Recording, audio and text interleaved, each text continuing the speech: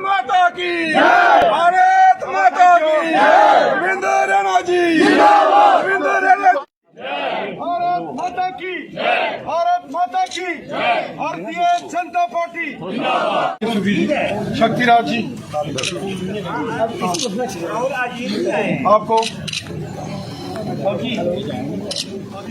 तालब हुसैन जी आ जाओ। तालब हुसैन साहब आपको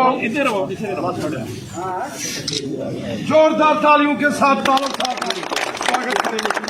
पूरे जम्मू कश्मीर के अंदर इस समय भारतीय जनता पार्टी के असेंबली कॉन्स्टिट्यूंसी वाइज हमारे कार्यकर्ताओं के सम्मेलन चल रहे हैं। जैसा कि हम सब जानते हैं कि हमारे देश के माननीय प्रधानमंत्री नरेंद्र मोदी साहब ने 15 अगस्त को लाल किले से बोलते हुए ये कहा है कि आने वाले दिनों में जम्मू कश्मीर में जब डिलिमिटेशन परिसीमन उसका काम पूरा होगा, असेंबली कॉन्स्टिट्यूंसीज की हदबंदी हो जाएगी, उसके बाद जम्मू कश्मीर में असेंबली के इलेक्शन होंगे। जम्मू कश्मीर के अंदर असेंबली के चुनाव के बाद भारतीय जनता पार्टी पूर्ण बहुमत के साथ थंपिंग मेजॉरिटी के साथ यहाँ बीजेपी की सरकार बने, बीजेपी का चीफ मिनिस्टर बने। इसको लेकर एक कार्यकर्ताओं में रणनीति भारतीय जनता पार्टी विधानसभा अनुसार बना रही है। भारतीय जनता पार्टी का लक्ष्य है कि 50 से ज़्यादा सीटें जीतकर इस बार असेंबली के अंदर भारतीय जनता पार्टी की जम्मू कश्मीर में सरकार बने। जिस तरीके से मोदी सरकार ने जम्मू कश्मीर की ज़रूरतमंद और गरीब लोगों के काम किए हैं, आज गांव-गांव में सड़कें, स्कूल, हॉस्पिटल, बिजली, पानी पहुंच रही है। आज गांव-गांव के अंदर गरीब लोगों के मकान बनाए जा रहे हैं, टॉयलेट बाथरूम स्वच्छ भारत मिशन के तहत बनाए जा रहे हैं। किसानों को 6-6 हज़ार रुपया फ्री ज़रूरतमंद लोगों को इस कोरोना काल में मोदी साहब ने जो राशन दिया, प्रधानमंत्री गरीब कल्याण अन्न योजना, और इसके साथ जितनी भी बेनिफिशरी स्कीम्स हैं ज़रूरतमंद लोगों के लिए, वो मोदी साहब ने सबका भला किया है। किसानों के खाते में 6-6 हज़ार जो सोशल वेलफेयर की पेंशन योजना के तहत 1-1 हज़ार लोगों के खातों में, और एक बड़े पैमाने की डेवलपमेंट पूरे जम्मू कश्मीर में मोदी साहब ने की है। हमें विश्वास है कि जम्मू कश्मीर की आवाम भारतीय जनता पार्टी में शामिल होगी और भारतीय जनता पार्टी को अपना आशीर्वाद जनता देगी और आने वाले दिनों में यहाँ भारतीय जनता पार्टी की सरकार बनेगी। आज भी इस अरनास के दूर दराज एरिया जो रियासी डिस्ट्रिक्ट का एरिया है, जब यहाँ भारतीय जनता पार्टी के तमाम वर्करों की यहाँ मीटिंग हुई और अरनास असेंबली कॉन्स्टिट्यूंसी के बीजेपी के वर्करों के हौसले, जोश और जज्बात देखकर मैं ये कह सकता हूँ कि यहाँ भारतीय जनता पार्टी बड़ी तेज़ी से मजबूत हुई है। यहाँ हिंदू हो, मुसलमान हो, सिख हो, ईसाई हो, गुज्जर बकरवाल हो, डोगरा हो या कश्मीरी हो, सब मिलजुल कर इस समय रहते हैं और भारतीय जनता पार्टी में शामिल हो रहे हैं।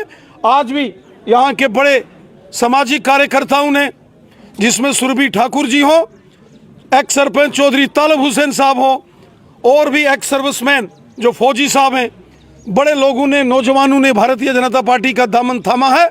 मुझे पूरा विश्वास है कि ये तेज़ गति के साथ भारतीय जनता पार्टी की मजबूती पूरे जम्मू कश्मीर में होगी।